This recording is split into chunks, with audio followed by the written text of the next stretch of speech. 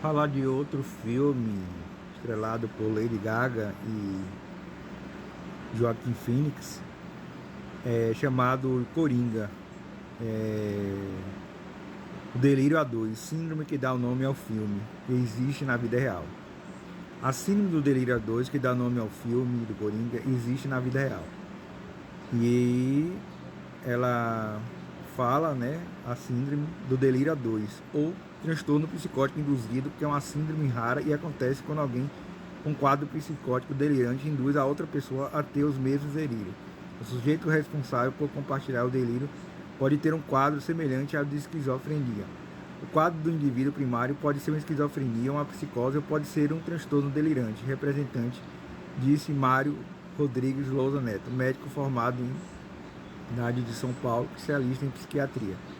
O transtorno delirante persistente é considerado uma doença grave, em que a pessoa tem recorrência de delírios e não consegue distinguir a realidade da imaginação.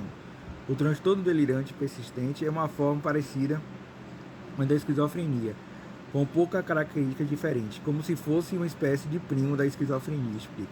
De acordo com Lousa Neto, o delírio é caracterizado como um conjunto de ideias que são incompatíveis com a realidade. Por exemplo, a pessoa acha que a polícia está perseguindo ela porque ela fez alguma coisa, ou acha que os vizinhos instalaram câmeras dentro da casa dela por tomar conta dela, ou que ela tem um chip dentro da cabeça implantado por algum ser extraterreno, relata. Por outro lado, a pessoa secundária que passa a reproduzir os delírios tem como característica a vulnerabilidade emocional e psíquica.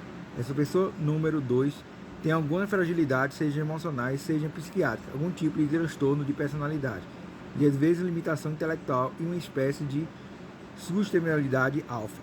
Faz com que o indivíduo número 2 acredite no número 1, afirma Neto.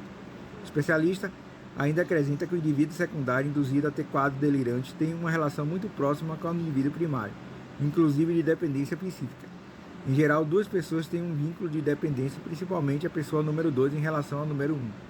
Não é uma coisa que se espalha assim para qualquer um, porque as outras pessoas não conseguem manter a crítica de que aquilo é um delírio.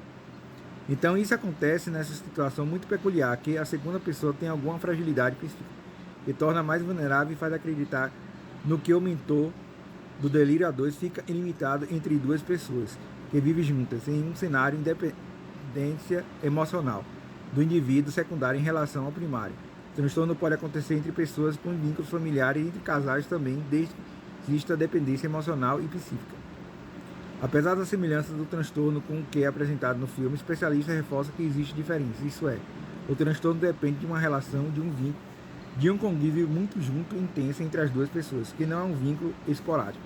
Para que a pessoa delirante induza isso, é um processo bastante longo, e não uma coisa de um dia para o outro. Depende muito da vulnerabilidade e da fragilidade psíquica da segunda pessoa, mas certamente demora meses.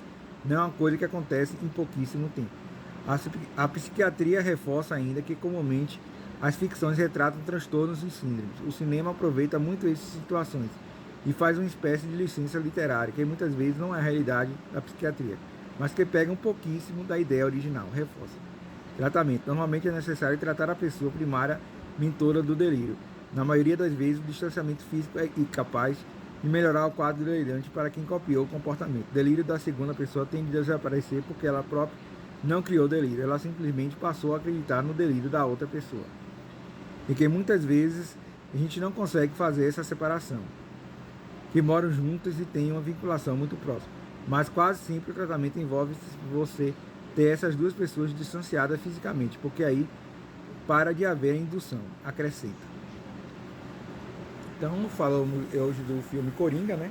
Delírio A2, que fala que o delírio, que é a segunda pessoa, acaba delirando porque acha que aquilo é real da outra pessoa primária, né? E a pessoa que tem um delírio passa esse delírio para ela de forma que ela acredita naquele delírio da outra pessoa, né?